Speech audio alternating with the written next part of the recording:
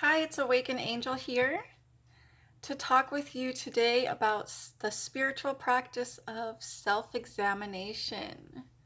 For those of you who haven't heard of this spiritual practice, Ramana Maharshi was very famous for saying that the spiritual practice can bring one to liberation or enlightenment. And it is true, although I must say, I don't think it's very productive to only do self-examination as a spiritual practice. I think that as many limbs of yoga should be practiced by the spiritual aspirant if they truly want to attain liberation. They do say that bhakti is the way to liberation in this era, but I did quite a bit of self-examination right before my big awakening and self-realization. So it's a great practice, and I think it's an indispensable one to get to full enlightenment and to full realization. So Ramana Maharshi would say, ask yourself, who am I? The problem with this is that most people think they already know who they are. And that person they think they are is the individual identity or ego identity. So self-examination is looking within, turning within to find out what is true, what is false, who am I really? The point is to transcend this temporary life because we have millions of incarnations and lives as every different kind of life form, from a rock to a plant to a bug to an animal to a human.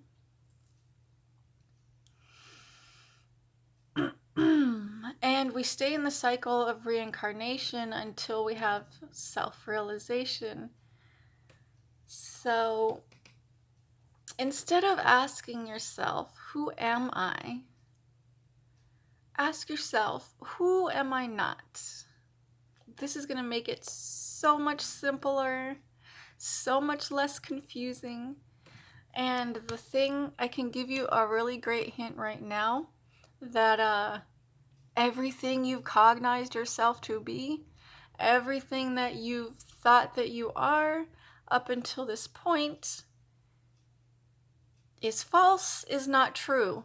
Because the truth of your existence is that you are the source, God's source, which lies beyond this manifested reality, and which also exists in every atom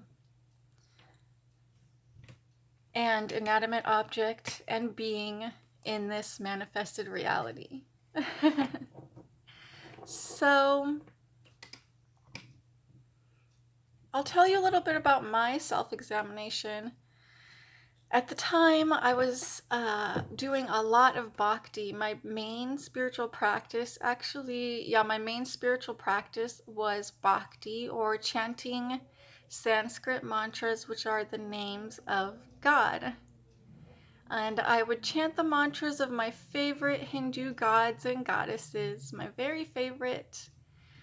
And I even stopped meditating at this time because while I was chanting God's name, I would be in meditation, chanting. It was all happening at the same time. So, oh, I have no water. So at the time, I was spending many hours a day chanting God's name, maybe 3 to 6 hours a day. I was having full-blown Kundalini symptoms. My body would be flailing all over the place. I would be experiencing deep meditation. I would be completely unaware of the body and in total bliss at the same time, okay? Totally surrendering to the divine, totally surrendering to the moment.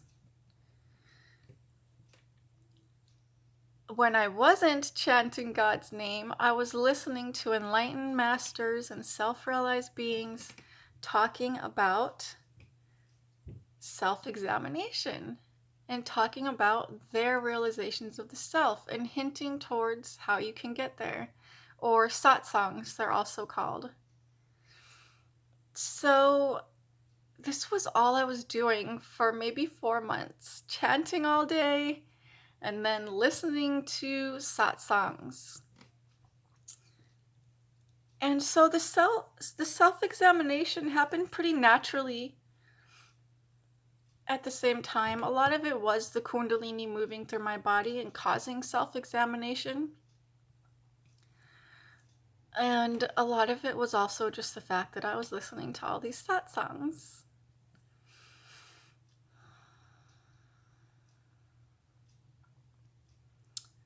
I just remember that once I started looking, because we already identify ourselves incorrectly.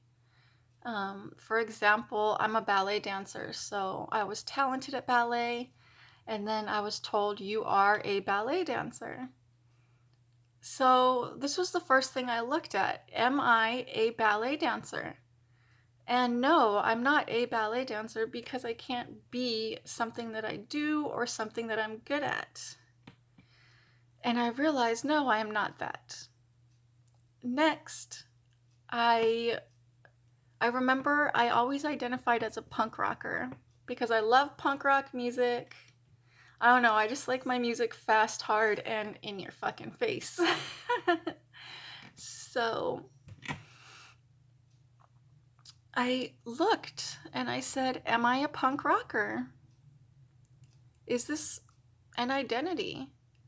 And I saw so clearly, only after self-examining 2 aspects of this identity, that the egoic identity or individual identity or the story of Drew was completely false. I saw the temporary identity in this manifested dream of consciousness to be totally false, and I saw it as if you go through life and you take on identities and you put them on like clothing, and you keep putting these layers of identities on.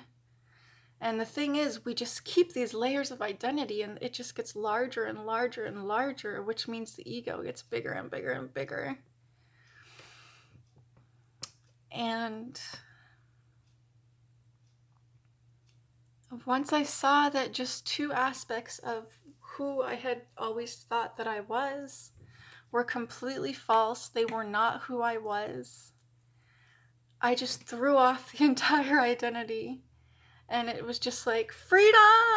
I don't need any of this identity. Like, it's nothing but a prison.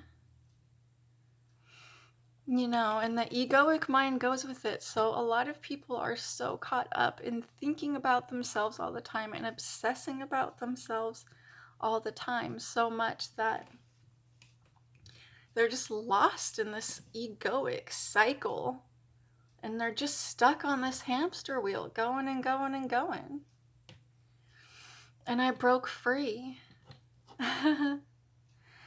I'm assuming it's because of my past life spiritual work. I know that I have lived many monastic lifetimes in India, so maybe I already shed my temporary identity and had these realizations in my past life. I'm pretty sure, because when I heard about self-examination and just turned within, it was so natural to see the truth. So natural. It was almost like I remembered. So like I said, guys, don't just do self-examination. This really worries me when people tell me that their only spiritual practice is self-examination, because a person's going to drive themselves mad that way. I don't think anyone should spend a lot of effort or time in self-examination.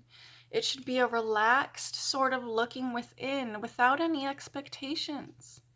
And when we look within, we have to be ready to discard what is false as we find it to be false.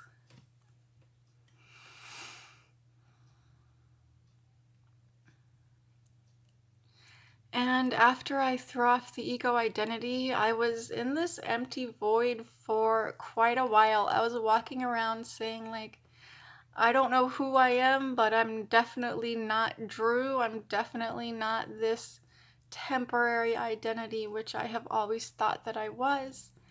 And it was so funny because people were actually pushing me. They're like, you're so close to self-realization. You got to keep going. And like, you have to go renounce the world and become a monk so that you can go all the way to self-realization. It's kind of funny that people were pushing me, but I think they were just excited watching me have these realizations and watching me break free. And, yeah, really break free of the ego identity, and they wanted me to go all the way. But I knew that these things cannot be rushed, and I wasn't going to let anyone rush me. I said, everybody calm down. You know, just calm down. The rest will come. It'll come naturally, and I knew that it would. And eventually, I started seeing the silence of the self, which I had discovered within, and which I had discovered lies beyond this manifested reality. I started seeing it in every single being and inanimate object, everything I laid my eyes on. It was a trip because it would happen a lot of times in public, and I would just look around and I would tell my roommate, I would be like, oh my God, it's happening. The self is everywhere, you know? And my roommate's not into spirituality at all, and she would just kind of look at me like, what? And I'm having the most intense unity experiences. So, and this just kept happening. I never knew when it would happen. It just kept happening here and there. Until I realized it is the truth, you know? So, I know that whoever comes across this video is probably really into Ramana Maharshi and self-examination. So I would really love to get questions and comments from you guys. And I'd love to answer them for you, okay? If I get enough questions, I will make another video answering all your questions. So I think self-examination is simply a natural part of spiritual practice, and that it, like I said, it definitely should not be your only spiritual practice. You might drive yourself mad. Don't look within thinking, I need to realize the self right now, okay? Just look, poke around, grab an identity, whatever it is, a label you've had for yourself for a very long time. Look at it. Go to the root of where this identity was formed and find out, is it true? Is this really who I am? And when you realize that that part of your identity is not who you are, discard it. And as you do this with each identity, with each layer of clothing of identity, right, you will become more and more free. And like I said, it may happen like this after you get rid of a few. So much love to you guys. I really hope this was helpful. And down below there's a link to my Facebook group where I give tarot readings, spiritual guidance sessions, energy healings. And if you join, you get a free welcome tarot reading on a topic of your choice. Okay? So much love. Until next time.